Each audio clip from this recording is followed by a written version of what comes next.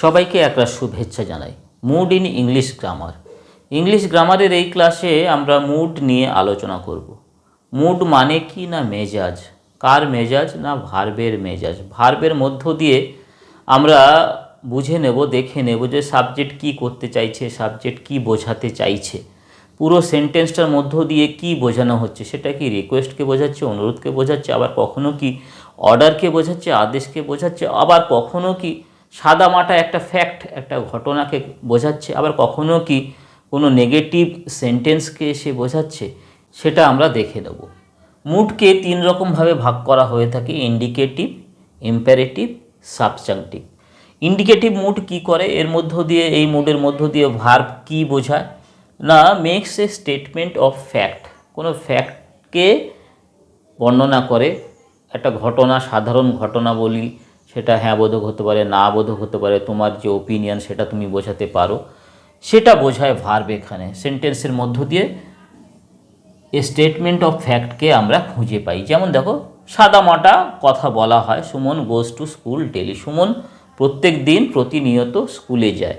এই যে মুডটা, এর মধ্য দিয়ে একটা সাদামাটা ইনডেফিনিট একটা স্টেটমেন্ট এখানে প্রকাশিত হলো।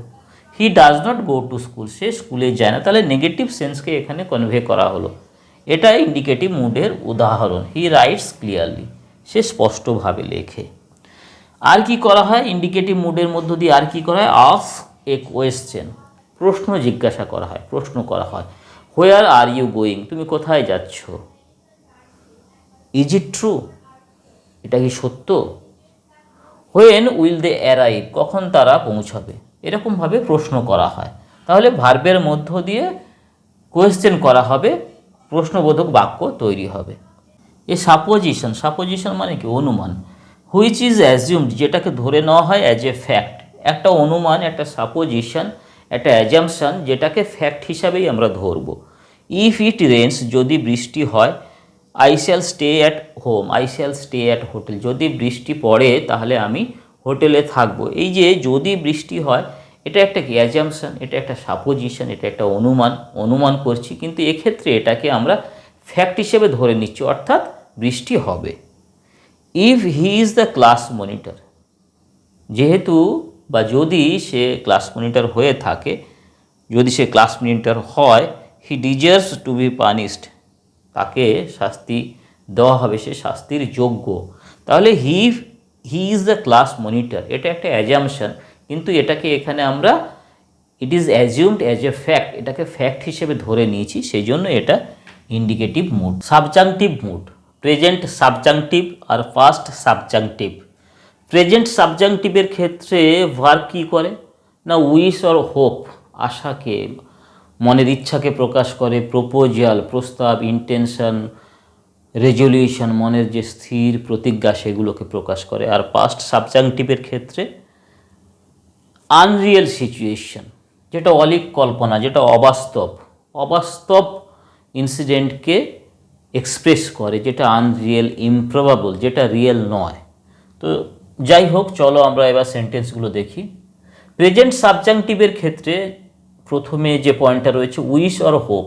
দেখো, God bless us, may you be happy, এগুলো কি? মনের উইশ, মনের ইচ্ছাকে প্রকাশ করছে। ঈশ্বর আমাদের সহায় হন, ঈশ্বর আমাদেরকে আশীর্বাদ করুন, তুমি সুখী হও। তারপরের পয়েন্টটা কী ছিল না, এক্ষেত্রে প্রেজেন্ট সাবজাংটিভের ক্ষেত্রে যে ভার্ব, সেটা প্রপোজাল, ইন্টেনশন, রেজলিউশন, এগুলোকে এক্সপ্রেস করবে। Mind that the proposal be accepted, প্রপোজালটা যেন অ্যাকসেপ্ট হয়, এটাকে মনে রেখো। ইট ইজ রিজলভড, এই স্থির প্রতিজ্ঞা নেওয়া হয়েছে। That his resignation be accepted, তার যে রেজিগনেশন, তার যে পদত্যাগ, সেটাকে অ্যাকসেপ্ট করা হবে। পাস্ট সাবজাংটিভের ক্ষেত্রে এর প্রধানতম বৈশিষ্ট্য হলো যে এটা আনরিয়েল সিচুয়েশন, অবাস্তব, অলিক, যা সম্ভব নয়, এরকম সিচুয়েশনগুলোকে ইন্ডিকেট করবে। After wish, to indicate unreal situation, উইশের পরে দেখো এখানে আই ওয়্যার করা হয়েছে। এটার দ্বারা কি বোঝানো হচ্ছে? যে আনরিয়েল সিচুয়েশন, এই সিচুয়েশনটা কিছুতেই রিয়েল হতে পারে না, এটা বাস্তবায়িত হতে পারে না। যেমন দেখো, I wish I were a bird, এই মুহূর্তে আমার পক্ষে কি পাখি হওয়া সম্ভব? না, সম্ভব নয়। এটা একটা কি আনরিয়েল কন্ডিশন, আনরিয়েল সিচুয়েশন। এটা পাস্ট সাবজাংটিভ মুডের উদাহরণ। আইয়ের পরে ওয়ার বসেছে দেখো। তারপর কি বলা হয়েছে? After if, as if, as though. If, as if, as দোর পরে ভার্ব বসে কি করবে? To indicate unreality or improbability. এখানেও সেই একই কথা, যেটা রিয়েল নয়, যেটা ইমপ্রবাবল, যেটা অবাস্তব, যেটা সম্ভব নয়, এরকম ব্যাপারকে বোঝাবে। তো চলো আমরা সেন্টেন্স দেখে নিই। ইফ আই ওয়ার ইউ, আমি যদি তুমি হতাম, আমার পক্ষে তুমি হওয়া কি সম্ভব? সম্ভব নয়। Unreal situation. I should not do that, যদি আমি তুমি হতাম তাহলে আমি ওই কাজটা করতাম না। He orders me as if, as though I were his servant. He orders me, he orders me, তিনি এমনভাবে আমাকে অর্ডার করছেন, অ্যাজ ইফ, যেন, অ্যাজ দো, যেন, আই ওয়ার হিজ সার্ভেন্ট, আমি যেন তার ভৃত্য, আমি যেন তার চাকর।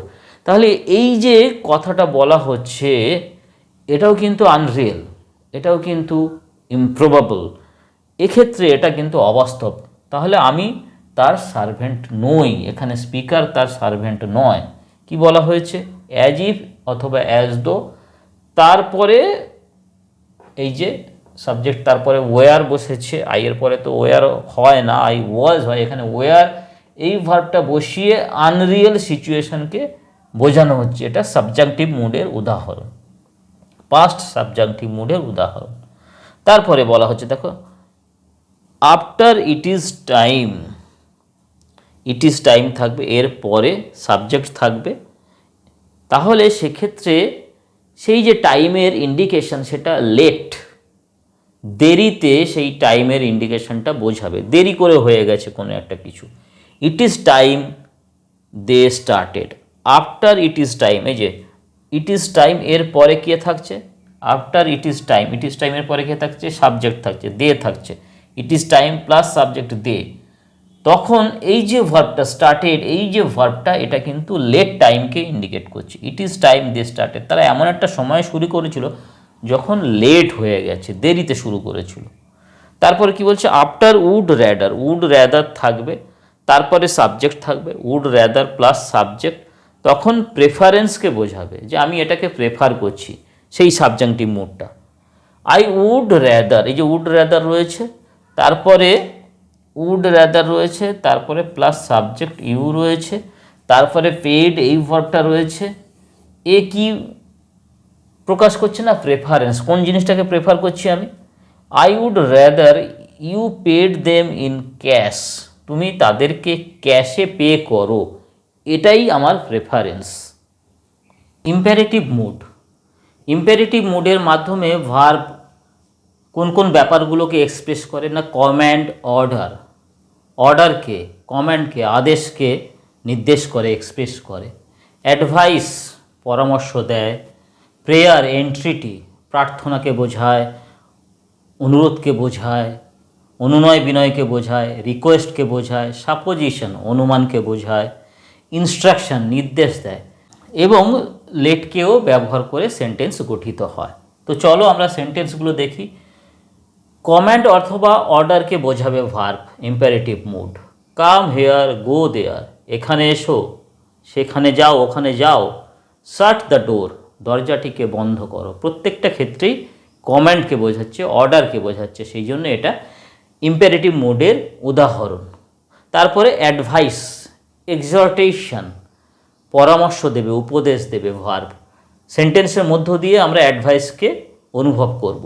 ট্রাই টু ডু বেটার, আরও ভালো করার চেষ্টা করো। Take care of your health, advice দেওয়া হচ্ছে, তোমার স্বাস্থ্যের কেয়ার করো, যত্ন করো, যত্ন নাও। তাহলে এটা কি? ইম্পারেটিভ মুডের উদাহরণ। তারপরে কি বলা হচ্ছে না? প্রেয়ার, এন্ট্রিটি, প্রার্থনাকে বোঝাবে, অনুনয় বিনয়কে বোঝাবে। হ্যাভ মার্সি আপন আস, আমাদেরকে করুণা করুন। সেভ মি, আমাকে রক্ষা করো। তাহলে কি? এই যে মুডটা, এটা ইম্পারেটিভ মুড কেন না, এখানে যে সেন্টেন্স তার যে ভার্ব সে কি মুডকে প্রকাশ করছে না, প্রেয়ারকে, এন্ট্রিটিকে অনুনয় করছে, বিনয় করছে, অনুনয় বিনয় করছে, প্রার্থনা জানাচ্ছে। তারপরে কি রিকোয়েস্ট বোঝাবে, please open the door, please open the window, দয়া করে জানালাটিকে খুলুন। সাপোজিশন অনুমান, practice and you will do better, practice করো, অনুশীলন করো, তাহলে তুমি আরও ভালো করবে। এখানে অনুমান বোঝাচ্ছে সাপোজিশন।